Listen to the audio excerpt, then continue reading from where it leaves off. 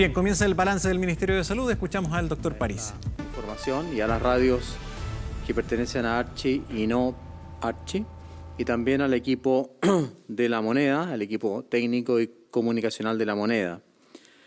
Hoy día me acompaña la subsecretaria de Salud Pública, Paula Daza, y el subsecretario del Trabajo, señor Fernando Arab. Hoy completamos 50 días de mejoría.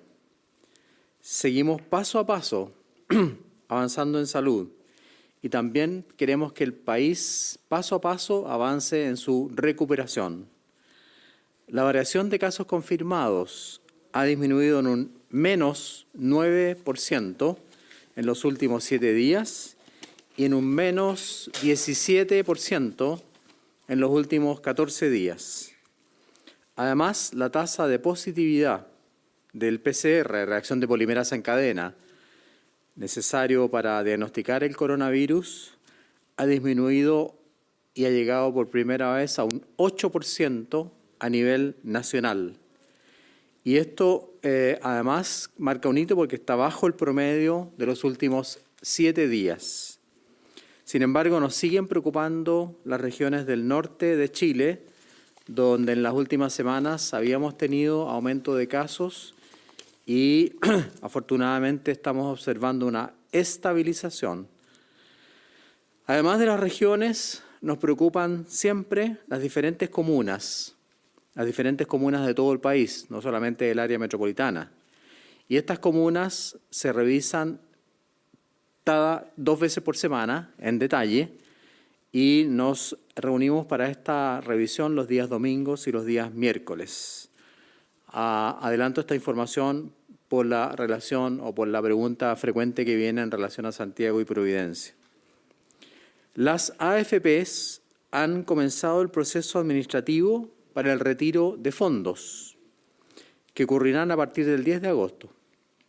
Solicitamos la máxima cooperación de las personas que harán trámites personales, así como también la cooperación de las AFP, que tienen aquí una labor fundamental y de mucha responsabilidad. Durante esta semana también se entregará el bono de 500.000 pesos, parte de la ayuda de protección social, de la red de protección social del gobierno y obviamente la protección a la clase media protegida. Este bono también, en el cual también colaboró obviamente el Parlamento y lo agradecemos, este bono tiene un trámite principalmente electrónico, pero si algunos de los que acceden al bono deben hacer trámites presenciales, también solicitamos que se respeten al máximo las normas sanitarias, distanciamiento físico, alcohol gel y el uso de la mascarilla.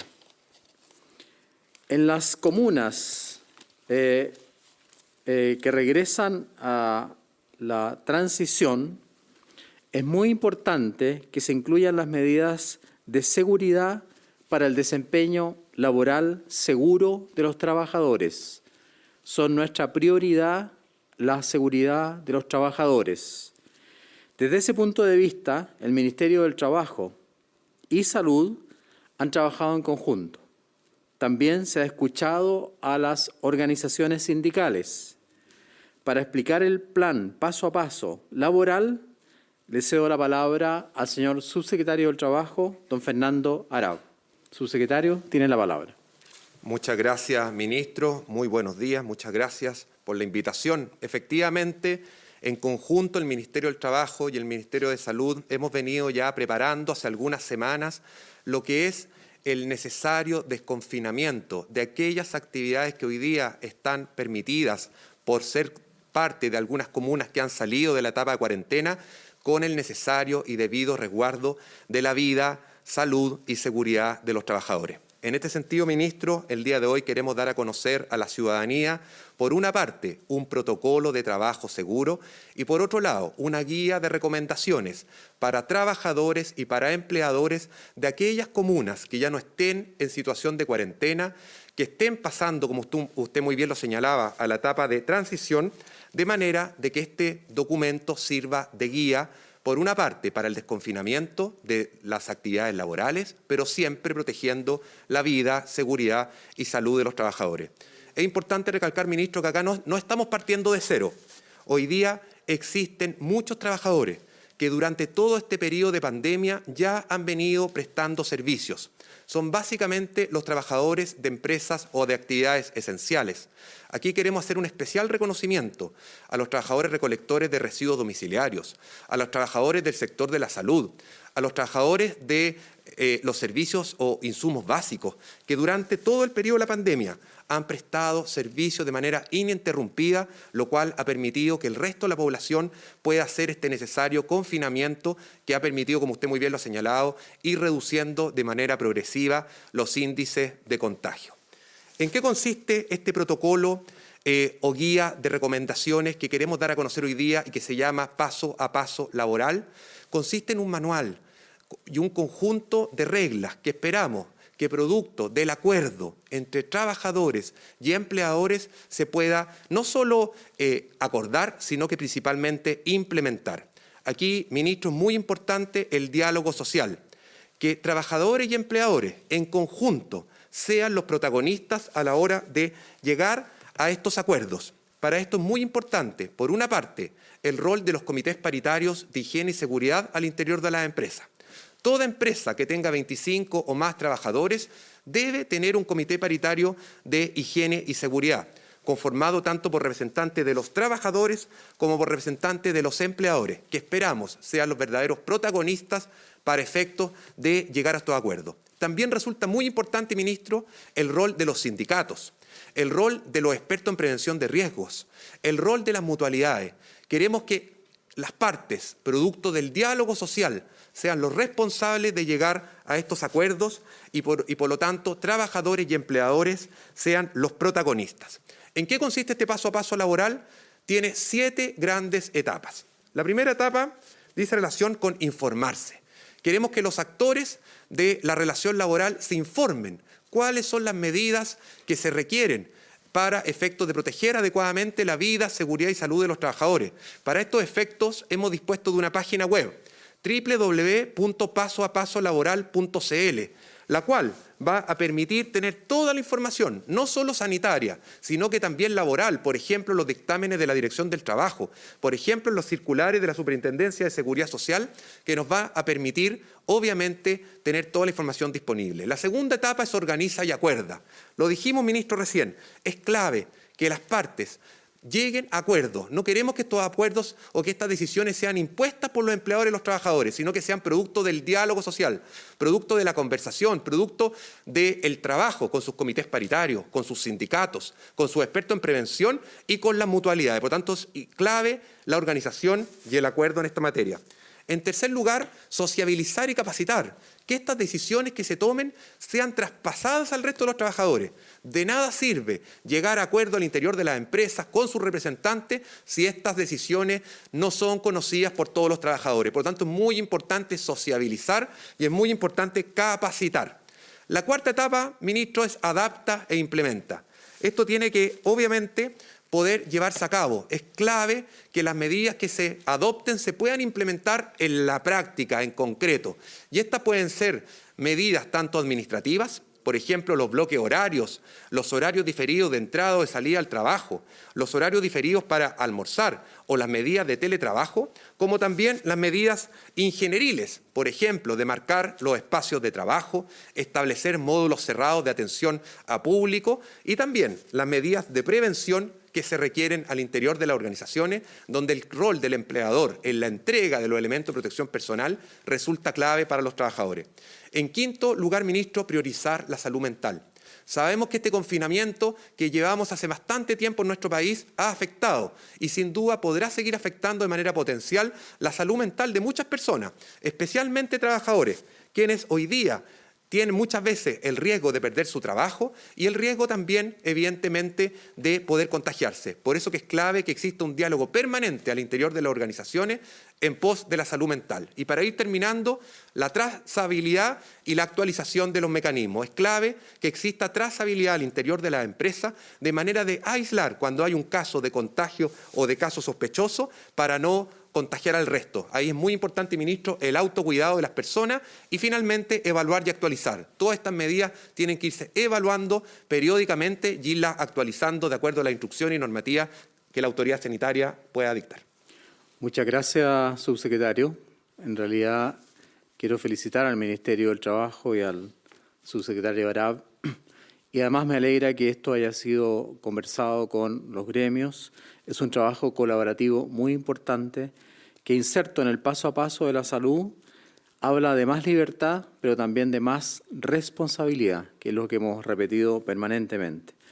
A continuación, conoceremos los datos del día a cargo de la subsecretaria Paula Daza. Muy buenos días. Vamos a dar el informe diario en relación a los casos en las últimas 24 horas. En el día de ayer se registraron 1.762 casos nuevos COVID-19, lo que da un total en nuestro país de 361.493 casos con 17.810 casos activos. En relación a tenemos que lamentar el fallecimiento de 99 personas que fueron registradas, informadas en el DEIS en las últimas 24 horas. Con respecto a las personas hospitalizadas, tenemos hoy día 1.419 personas hospitalizadas en unidades de cuidados intensivos, de las cuales 235 se encuentran en estado crítico.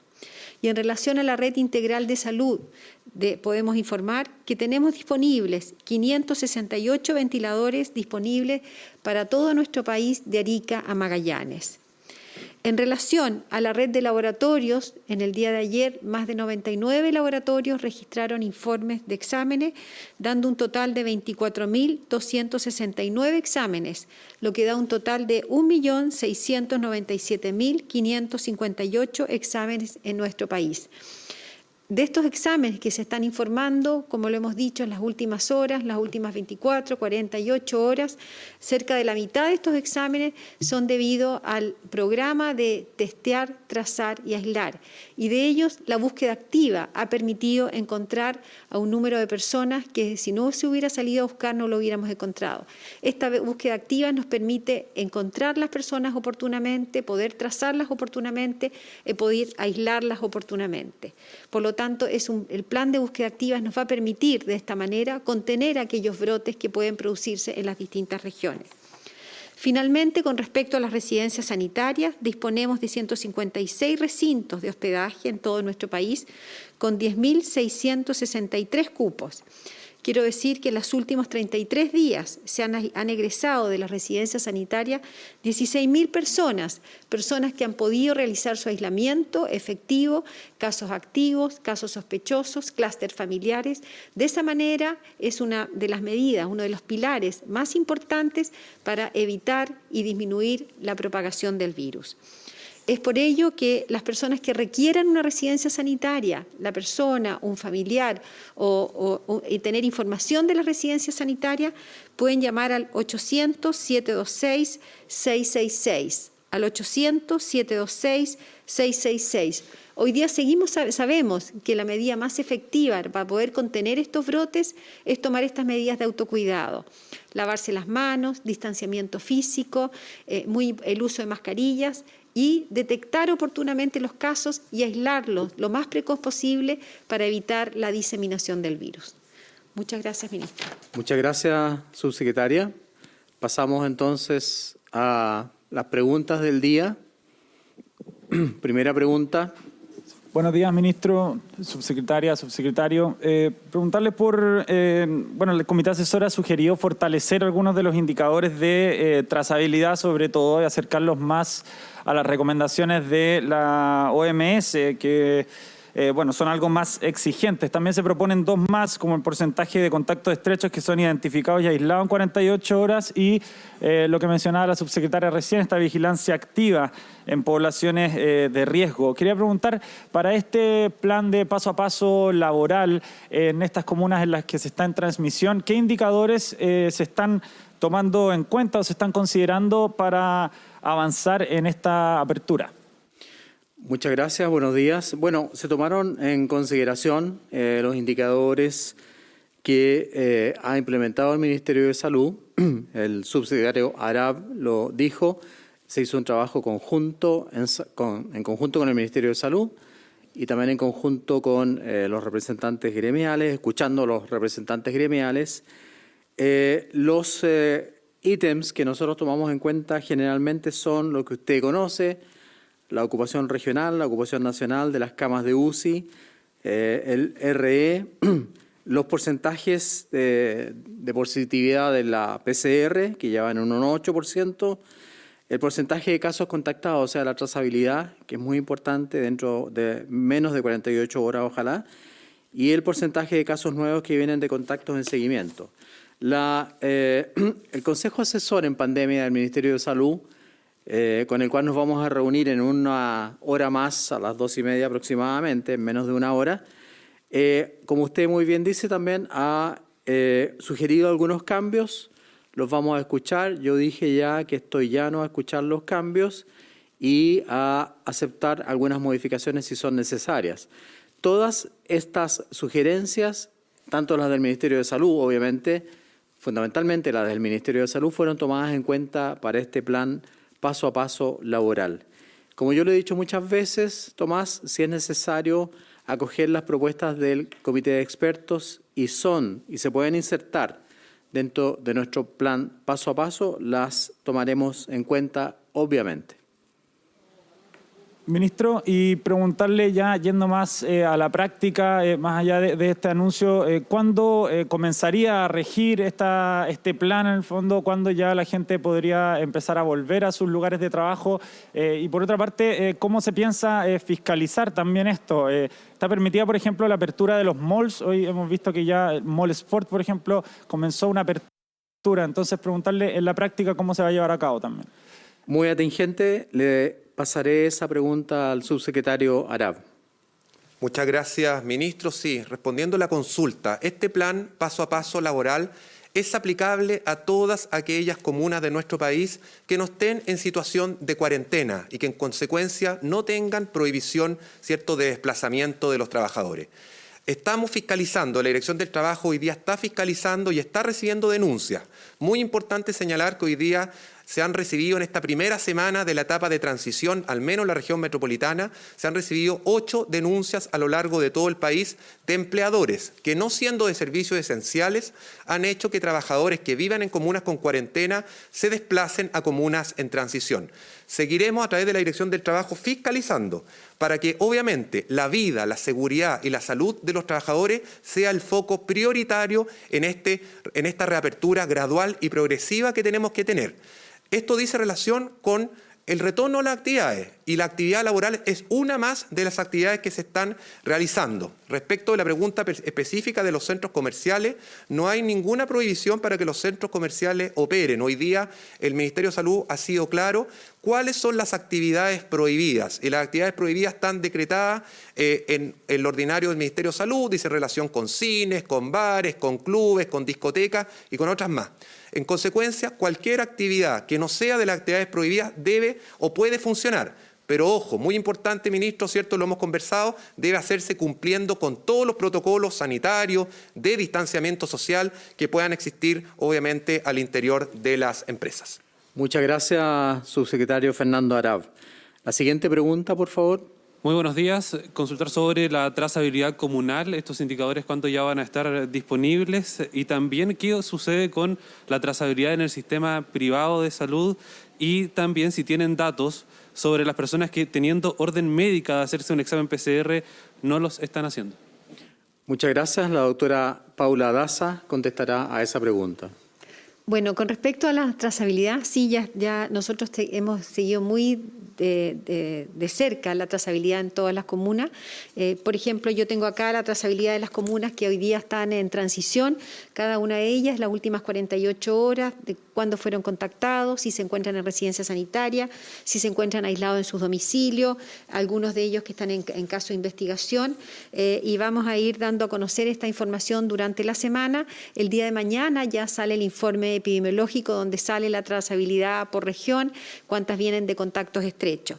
En relación a la pregunta de las ISAPRE del sector público y privado, la Seremi de Salud es quien realiza la investigación epidemiológica tanto del sector público, muchos de ellos del sector público, algunas lo realizan la APS, pero realizan la investigación epidemiológica de las ISAPRE. Del total de la investigación epidemiológica que hacen las Seremis de Salud, alrededor de un 17% aproximadamente son de personas que están en ISAPRE. Ahora, con respecto a la investigación epidemiológica que son laborales, ahí podríamos decir que la investigación epidemiológica la realiza la Seremi de Salud, pero el seguimiento epidemiológico, cuando el riesgo de contagio es dentro del trabajo, el seguimiento de estas personas la realizan las mutuales. Hay que decir que hasta la fecha, desde el inicio de la pandemia, más de 50.000 personas han entrado en seguimiento por las mutuales. Hasta el momento, más de 24.000 han salido de seguimiento efectivo y otro porcentaje se encuentran hoy día en seguimiento. Por lo tanto, las Seremis de Salud son quienes son los responsables de hacer la investigación epidemiológica y el seguimiento de las personas que están en el sector privado de seguro. Muchas gracias, doctora Daza. Siguiente pregunta, por favor. Muy buenos días. Hoy se conoce una declaración de la Organización Mundial de la Salud donde indican que a pesar de que hay mucho trabajo para encontrar una vacuna y varias de ellas ya se encuentran en la etapa 3, podría incluso nunca encontrarse una cura para la pandemia del COVID-19. ¿Cómo se toma desde el aspecto sanitario el trabajo que está haciendo también el Ministerio de Salud declaraciones de este tipo? Bueno, las declaraciones del director mundial de la Organización Mundial de la Salud apuntan, yo creo, a que tenemos que mantener la alerta permanente. Es decir, apuntan a que al no tener todavía un tratamiento efectivo, porque todavía no tenemos vacuna, todavía no hay un medicamento que definitivamente sirva en forma total, hay que mantener las medidas de prevención. Y las hemos repetido hasta el cansancio, que son el distanciamiento social, el uso de mascarilla, el lavado de manos, alcohol gel. Yo he visto en las calles incluso ferias que se están instalando en forma absolutamente independiente, sin control, donde obviamente todas estas medidas se pierden. El otro punto que el director mundial de la OMS destaca, porque lo vi en más detalle, es que este virus desgraciadamente no produce anticuerpos, hasta el momento no está demostrado que produzca anticuerpos que tengan mucha duración. Por lo tanto, el hecho de que una persona se haya enfermado puede ser que, como los anticuerpos duran poco tiempo, 3 meses más o menos, pueda volver a enfermarse. De ahí viene la preocupación por los rebrotes, por el hecho de que vuelvan a aparecer cuadros de coronavirus, no solamente en Chile, sino que también como está ocurriendo en el mundo. Y la tercera aprehensión del director mundial es que todavía no tenemos vacuna. Por lo tanto, tenemos que avanzar en el tema de la vacuna. Nosotros ayer anunciamos que en Chile se inicia un estudio clínico, tercera fase, pero eso también va asociado a que vamos a mantener contacto con todos los otros fabricantes de vacuna que tengan algún índice de avance rápido y de efectividad. Esta preocupación del secretario o del director mundial de la OMS, cuando dice no hay una bala de plata, es verdad. No hay algo que te diga, con esto vamos a parar el virus. No, esto es un esfuerzo conjunto de toda la sociedad, de todos los países del mundo. Por eso queremos trabajar también más cercanamente con Latinoamérica para evitar que este virus se siga diseminando. Muchas gracias. Hola, muy buenos días. Las autoridades del Ministerio de Salud han trabajado en conjunto con el Servicio Electoral, pero finalmente, ¿cuál es el protocolo sanitario que se va a implementar en el plebiscito del 25 de octubre? Esto para realizar este proceso, por supuesto, de forma segura, evitar los contagios. Y también, ¿qué sucederá con las personas que en ese momento padezcan coronavirus? ¿Ellos van a poder votar? ¿Cómo se les asegura el derecho a sufragio? ¿Qué medidas se podrían tomar en esos casos? Muchas gracias. La pregunta la contestará la doctora Paula Daza. Bueno, con respecto al protocolo sanitario para el día del plebiscito, hay algunas definiciones que ya han sido concordadas. por ejemplo, se va a realizar en un día, todas las medidas sanitarias que tienen que ser implementadas para disminuir la propagación del riesgo. Estamos hablando de distanciamiento físico, uso de alcohol gel, aforo dentro de las salas, que haya un flujo de entrada, un flujo de salida.